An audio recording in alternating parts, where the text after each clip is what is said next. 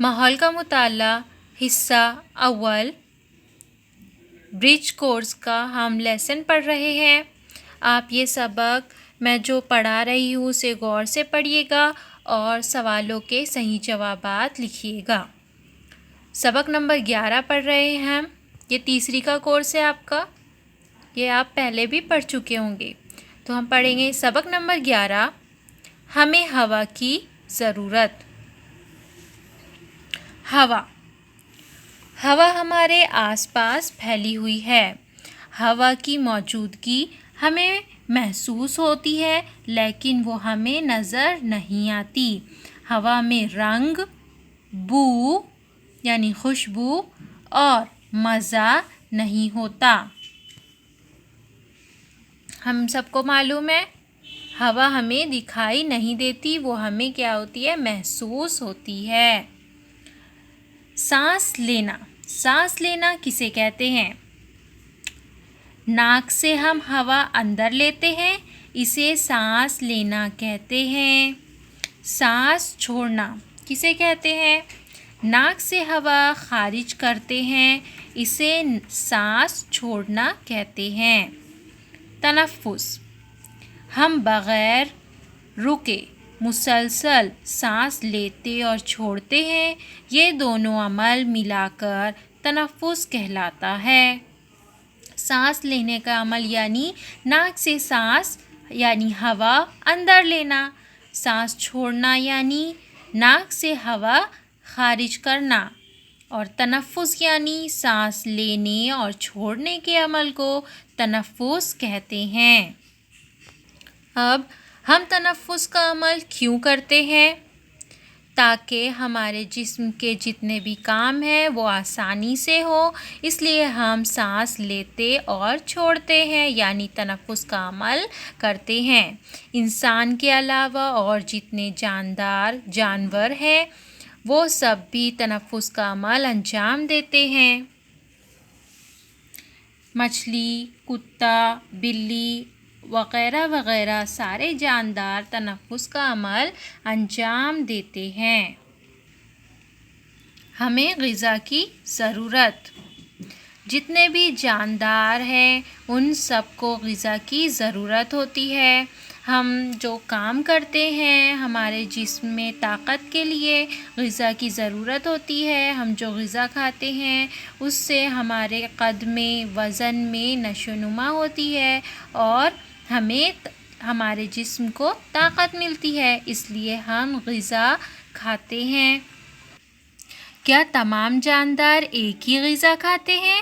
نہیں، سب الگ الگ جاندار الگ الگ غذا کھاتے ہیں۔ جیسے بلی دودھ، مچھلی کھاتی ہے یا چوہا کھاتی ہے، گائے چارہ کھاتی ہے، بکری پتے وغیرہ کھاتی ہے، انسان اپنی بنائی ہوئی غذا کھاتے ہیں، اسی طریقے سے شیر گوشت کھاتا ہے۔ تو ہر جاندار کی غذا الگ الگ ہوتی ہے۔ پرندوں کی خوراک بھی الگ ہوتی ہے۔ اکثر پرندے اناج کے دانے کھاتے ہیں۔ کسان اپنے کھیت میں اناج، دالیں وغیرہ مختلف فصلیں بوتا ہے۔ فصل تیار ہوتے ہی اس میں دانے بھرنے لگتے ہیں، انہیں کھانے کے لیے آس پاس کے پرندے آتے ہیں۔ انسانوں کی بستی میں اناج حاصل کرنا پرندوں کے لیے آسان ہوتا ہے، یعنی انسانوں کی بستی میں پرندوں کو اناج آسانی سے مل جاتا ہے، اس لیے کچھ پرندے انسانوں کی بستی کے قریب رہنا پسند کرتے ہیں۔ ہم دیکھیں گے کہ کئی چھوٹے چھوٹے جاندار الگ الگ غذا کھاتے ہیں، جیسے تتلی پھولوں کا رس پیتی ہے، چھپکلی کیڑے کھاتی ہے، الی پتے کھاتی ہے وغیرہ وغیرہ۔ جس طرح انسان کو غذا کی ضرورت ہوتی ہے اسی طرح نباتات یعنی پیڑ پودوں کو بھی غذا کی ضرورت ہوتی ہے۔ پیڑ پودوں کی غذا کیا کیا ہے؟ ہوا، پانی اور سورج کی روشنی، یہ تین چیزیں کیا کرتی ہے؟ نباتات کی خوراک ہے۔ یعنی اس سے نباتات تیار ہوتے ہیں، بڑھتے ہیں اور یہ ان کی غذا ہے۔ اگر انہیں سورج کی روشنی، ہوا، پانی نہ ملے تو وہ سوکھ جائیں گے اور مر جائیں گے۔ اس لیے جو بھی جاندار ہے انہیں غذا کی ضرورت ہوتی ہے۔ ہماری خوراک یعنی کیا؟ روزانہ 2 وقت کے کھانے میں ہم کچھ غذائی اشیاء کھاتے ہیں، اس کے علاوہ کچھ غذائی اشیاء دوسرے وقت کھاتے ہیں۔ ہم دودھ، چائے، کافی، شربت جیسے مشروب بھی دن بھر میں پیتے ہیں۔ دن بھر جو غذائی اشیاء اور مشروبات ہمارے پیٹ میں جاتے ہیں، ان سب کو ملا کر خوراک کہتے ہیں۔ الگ الگ لوگوں کی خوراک الگ الگ ہوتی ہے، یعنی عمر کے حساب سے لوگوں کی خوراک الگ الگ ہوتی ہے۔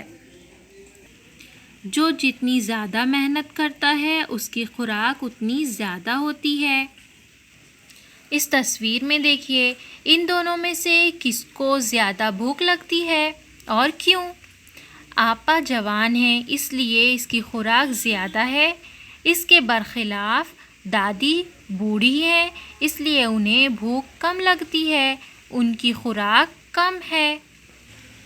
اسی طریقے سے یہاں سامنے 2 کام کیے جا رہے ہیں، بیٹھ کر کرنے والے کام، اور یہاں ہیں جسمانی محنت کے کام۔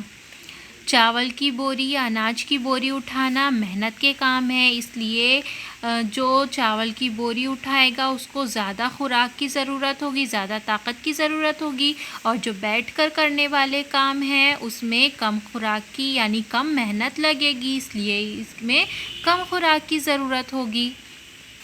غذائی اشیاء میں تنوع، ہم روزانہ الگ الگ یعنی خوراک بدل بدل کر کھاتے ہیں۔ ہمارے گھر میں ہر روز ایک ہی کھانا نہیں پکتا، ہم الگ الگ کھانے کھاتے ہیں۔ اسی طریقے سے جہاں چاول زیادہ پیدا ہوتے ہیں، یعنی جو شہر میں یا جو ملک میں چاول زیادہ پیدا ہوتے ہیں وہاں چاول زیادہ کھائے جاتے ہیں۔ جہاں جوار یا باجرہ زیادہ ہوتا ہے وہاں جوار زیادہ کھایا جاتا ہے۔ جہاں گیہوں زیادہ ہوتے ہیں وہاں گیہوں سے روٹیاں زیادہ کھائی جاتی ہیں۔ اسی طریقے سے جہاں مچھلیاں زیادہ ہوتی ہیں وہاں کے لوگ زیادہ مچھلی کھاتے ہیں۔ تو اسی طریقے سے ہر جگہ کے کھانے میں بھی تنوع یعنی مختلف ہوتے ہیں۔ مختلف علاقوں میں آسانی سے ملنے والی اشیاء یا چیزیں مختلف ہوتی ہیں، اس لیے وہاں کی چیزوں میں یا اشیاء میں فرق پایا جاتا ہے۔ صحت مند رہنے کے لیے اپنی غذا کا خیال رکھنا بہت ضروری ہے۔